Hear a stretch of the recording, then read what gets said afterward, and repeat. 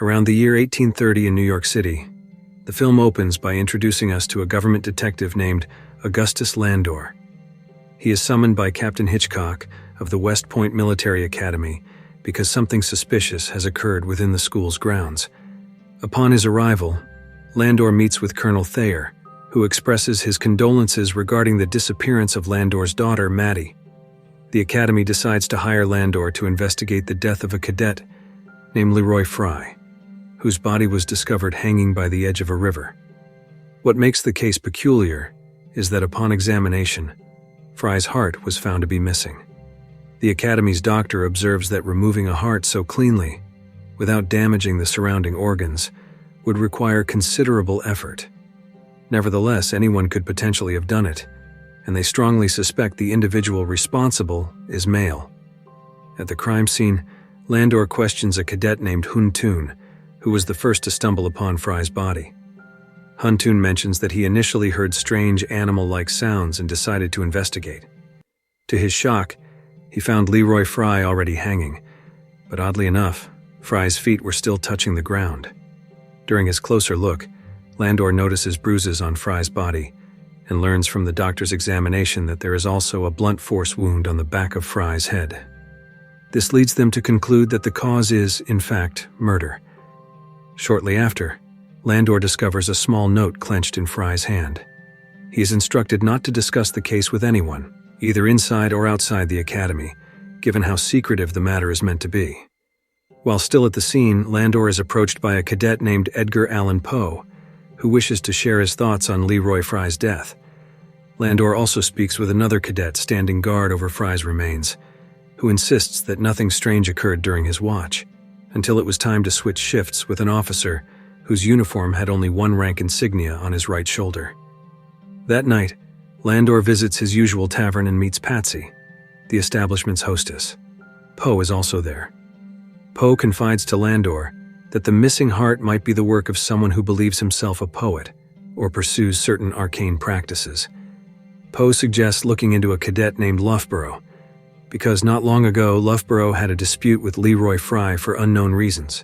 The next morning, Cadet Loughborough explains that he did indeed quarrel with Fry over a disagreement. He also notes that Fry had been associating with questionable companions, especially Cadet Stoddard, who turned out to be the last person to see Leroy Fry alive on the night Fry slipped away from the dormitory. Before Landor can gather more details, Captain Hitchcock receives word of several livestock in the area that have been killed, also missing their hearts. Seeing the complexity of the situation, Landor proposes a collaboration with Poe. Meanwhile, we learn more about Landor's personal life. He currently lives alone, ever since the departure of his wife and the disappearance of Maddie. Poe, proving his intelligence, manages to decipher the message in the note found with Fry's body in less than a day. He believes the note, which says "Don't be late," was sent to Fry by a woman. Poe recalls that on the morning of Fry's death, he glimpsed a young woman crying outside the window while he was composing poetry. The following day, Landor inspects a room where he sees a basin filled with ice blocks. He is reminded of the doctor's remark that a heart can be preserved if placed on ice. Investigating further, Landor heads to the Academy's ice house. At first, nothing seems amiss, until he discovers a hidden basement. There, he finds remnants of melted wax and a circle resembling a secret cult symbol. Poe soon arrives, having received Landor's letter about the discovery. Together, they deduce that the underground chamber might have been used for occult practices. They visit a professor friend of Landor's for help identifying the strange symbol. The professor explains it is associated with an ancient immortality ritual. This ritual requires a heart from livestock or from an unbaptized individual, or in some versions, the heart of someone who died by hanging. Landor then asks Poe to infiltrate a social circle formed by several cadets, hoping to learn whether any might be involved in such rites. Poe subsequently learns of a cadet named Artemis Marquees, the son of Dr. Daniel Marquees. By feigning illness, Poe manages to meet Dr. Marquees, where he also encounters Artemis. Impressed by Poe's demeanor, Artemis extends his friendship. Later, Poe visits Landor's home and is fascinated by his extensive book collection, among them a volume of poems that once belonged to Maddie, Landor's missing daughter. Late one evening, Poe accepts an invitation to join Artemis and other cadets at a gathering. Cadet Ballinger is also present. The group challenges Poe to prove himself by telling a clever anecdote, and afterward he joins them in a poker game, which Poe keeps winning. During their conversation, someone mentions Landor's ongoing investigation. A theory emerges. Perhaps Leroy Fry took his own life because he was rejected by Leah Marquees, Artemis's sister. Because Poe left the dormitory after curfew, Captain Hitchcock catches him wandering and orders him back to his room. After attending Leroy Fry's funeral, Landor receives Fry's diary from Fry's mother, who hopes it might aid in solving her son's case. Curiously, the notebook is filled only with random letters and numbers, making it impossible to read. Landor crosses paths with Dr. Marquees and his wife, who have also come to pay respects. Meanwhile, Poe is invited to the Marquees household, where he meets Leah in person. Deeply drawn to her, Poe agrees to meet her later at a cemetery. Using a bit of ingenuity, Landor dips Fry's diary pages in water, then dries them. Hidden text emerges. We then shift to Poe's rendezvous with Leah among the graves.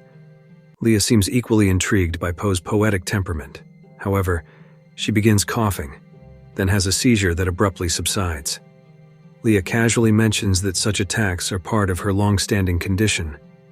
On their way back, Poe confides in Leah about his own life, especially his deep fondness for his mother. Once Poe escorts Leah home, he must return alone, navigating through the dark with only a lamp for light. Suddenly, Ballinger appears and attacks Poe, seemingly prepared to harm him. It becomes apparent that Ballinger also has feelings for Leah and resents Poe's closeness with her. Fortuitously, Landor arrives at the right moment. Later at the tavern, Poe expresses gratitude to Landor for intervening. The next day, Landor is informed that Cadet Ballinger has vanished. The entire academy scrambles to look for him, and they eventually find him dead by hanging, his heart removed as well. This time the incisions appear more haphazard than with Fry. Pressed by Captain Hitchcock to find the perpetrator, Landor senses that the captain is starting to doubt his ability to solve the case. Moreover, the captain suspects Poe, since Poe was seen arguing with Ballinger. Landor, however, defends Poe, pointing out that Poe lacks the physical strength to carry out such a crime. Landor then discovers that Poe actually knew Leroy Fry before all of this. Worried that Poe may be hiding more information, Landor questions him directly. But upon seeing Poe's distress, Landor decides to continue trusting him. That evening, Landor and Poe are invited to a formal dinner at the Marquees' home. Artemis Marquees appears uneasy, suspecting that Landor has been snooping around his personal belongings. Dr. Marquees apologizes on his son's behalf and, noticing Landor's curiosity about Leah's condition, explains that Leah has suffered from epilepsy since childhood. Medical science has yet to find a cure. While Leah plays the piano, Landor quietly slips away to explore the house. Meanwhile, Poe, thoroughly entranced by Leah's grace, declares that he would do anything for her. Inspecting a hallway, Landor comes upon an officer's coat, missing one shoulder insignia, only to be confronted by Dr. Marquees' wife. She states that the coat belonged to the doctor's late brother, though Artemis occasionally wears it. Just then, another officer arrives to inform them that Cadet Stoddard has disappeared from the academy. Based on entries from Fry's diary, Stoddard was known to spend time with Ballinger, so he may have fled out of fear that he could be targeted next. Returning to the professor, Landor learns more details about the immortality ritual, said to have been introduced long ago by an individual named Henry, associated with occult traditions. It now appears that Leah Marquees, hoping to rid herself of her debilitating illness, may have turned to these forbidden practices. Suspecting that the Marquees family might be descended from those who once followed Henry's cult, Landor visits them again. There, Dr. Marquees admits that after trying every medical treatment for Leah, he could only watch as she placed her faith in something far darker, claiming to commune with her ancestor Henry. That night, Leah begins conducting a ritual with Poe as the intended offering. Landor rushes to the ice house basement where the ceremony is underway. As flames grow, Artemis prepares to remove Poe's heart. Landor arrives just in time, revealing his deductions. Leah and Artemis took the heart for their ritual. Ballinger killed Leroy in an attempt to win Leah's heart. but Artemis killed Ballinger for interfering in their plans. A struggle ensues. Leah continues her chanting, even as a fire engulfs the supports around them. The beam collapses, trapping Leah and Artemis beneath it. Landor manages to save Mrs. Marquees and Poe, but Leah and Artemis are lost in the blaze. Poe recovers in the hospital. Captain Hitchcock, representing the Academy, expresses gratitude to Landor for solving the case and formally apologizes for having doubted him. With the culprit seemingly identified and the disturbing ritual ended, Landor is relieved of his duties and the investigation is closed. A few days later, Poe, now much healthier, arrives at Landor's home. Without hesitation, he confesses that he had a vivid dream revealing a connection. The handwriting in the note found in Leroy Fry's hand exactly matches Landor's own. Poe further shares what he has learned from Patsy at the tavern, namely that Landor's daughter, Maddie, was mistreated by certain cadets one night. Maddie managed to seize a pendant engraved LF, presumably Leroy Fry's initials. Heartbroken by her situation, she chose to end her life by leaping from a cliff, and Landor was powerless to stop her. Although Landor does not detail these events to Poe directly, it is now clear that, overcome by grief, he orchestrated the deaths of Leroy Fry and Ballinger in retaliation for Maddie's fate.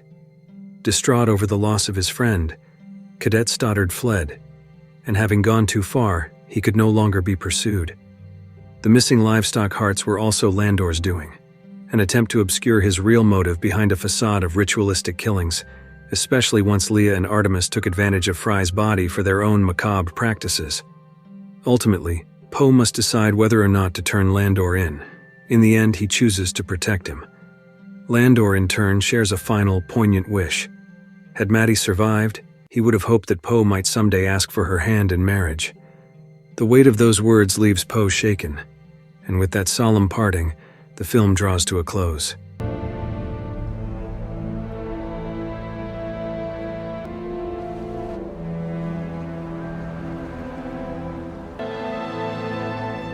Rest, my love. If you like this video, don't forget to subscribe, because by subscribing you have supported me to make better videos. See you in the next video.